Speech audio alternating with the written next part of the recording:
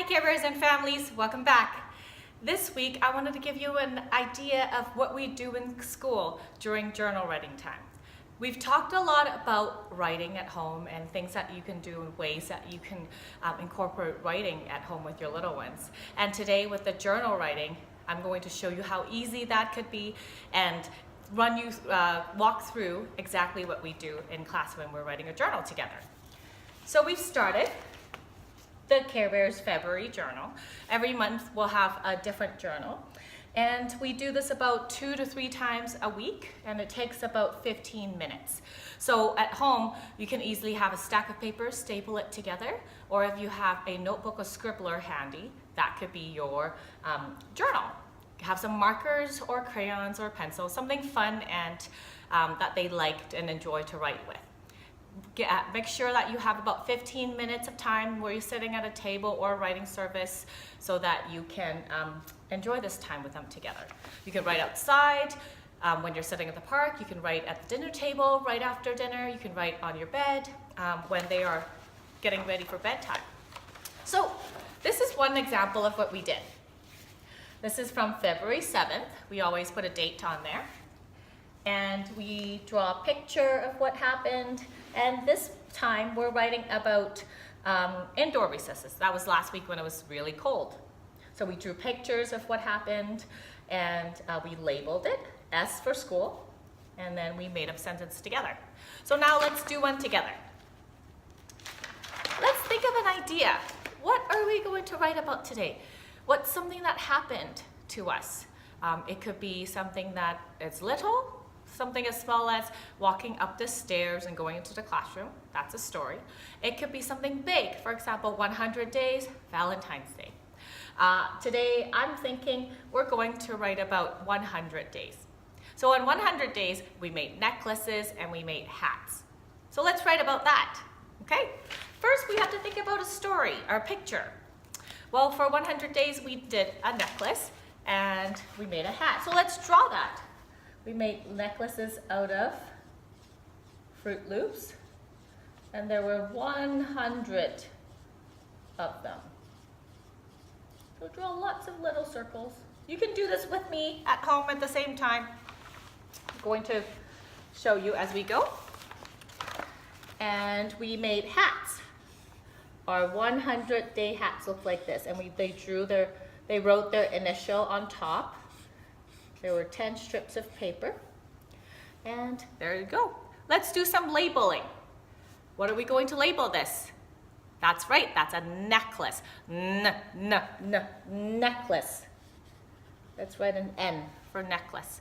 If your little one is ready, stretch out the word with them. Let's stretch it out together. Oh, I heard a C. That's right, that's an L. Necklace. Oh, I heard a S sound. Now this is very important. This is called invented spelling. These are all the sounds that they hear. It might not necessarily look like the actual word necklace, but at this point, we're really focusing on them stretching out the word and hearing the sounds of the word. If you want, after you stretch out the word with them, you can write down the actual word. And what I would say is, this is the way it looks when we write it. This is what we hear. Let's label hat. I think we can do hat very well. Let's sound it out. Hat. I heard 3 sound. That's right, that's an A. At T, you got it. So we labeled necklace and hat. Now let's think of a sentence. What are we going to say? It has to match the picture. We made hats and necklace for 100 days. That sounds really good. Let's practice it on our fingers.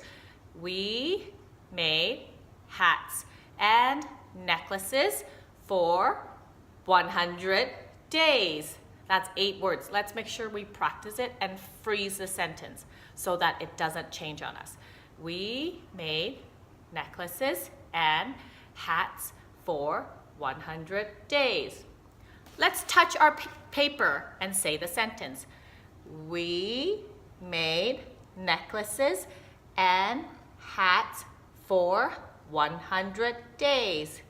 Sometimes what we do is something is called magic line. It holds a space for the word that we're going to write. So for example, we would write, we, finger space, made hats and necklaces for 100 days. Now let's write it. What was the first word? Do you remember what it was? We. That's right, because we froze the sentence. We know how to do that. We. At this point, if they know how to write we, which some of them might because it is a sneaky word that we've been practicing, have them write it. You can share the pen together. Next word, let's try reading it. We made. You can sound out the word if you have some time. If not, the grown-up can write the word made. We made necklaces,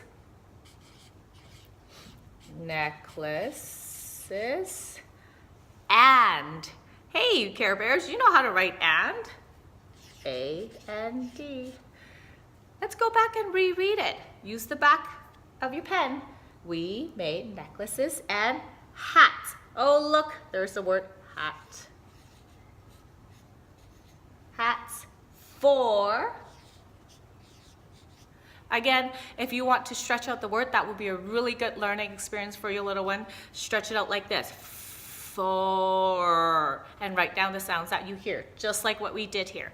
If you don't have a lot of time, the grown-up can write it. But make sure that they're seeing you, they're looking at you as you write. We made necklaces and hats for 100. Oh, we all know this number, don't we? Days. Boys and girls, you know how to write days. D-A-Y. Now we're going to add an S at the end. Days. What goes on at the end of your sentence? Will it be a period or an exclamation mark? If you're really excited about it, you can write an exclamation mark. Now, you're not quite done yet. Remember, every time we're finished writing, readers will read it. Let's read it together. Get your pointer finger ready. We made necklaces and hats for 100 days. Good job. Now, we've only really used about 7 minutes, so this week's video it's a little bit longer than usual, but I really wanted to show you the entire process of what we do in class during journal writing so that you can do one at home. It's a nice little keepsake, a good little routine to use, and it definitely helps with your little one's literacy learning. Ready for Mrs. Young's book pick this week? This week, we're going to introduce you to a book called My Friend Is Sad. I love all of the Elephant and Piggy books by Mo Willems. They are interesting, they're funny, and they're kind of silly, so little ones really like it. And it's not too wordy as well. So basically, it's the two characters talking to each other. And in this book, Gerard, the elephant, is sad. And Piggy is his good friend. So Piggy is going to think of ways to make him happy again. So we can read through all of that in a speech bubble, and there's lots of words that little ones can read at this point. So it's a great book and simple and funny to share at home. Check it out at your local bookstore or library and read it this weekend. Thanks for watching. We'll see you next week. Bye-bye.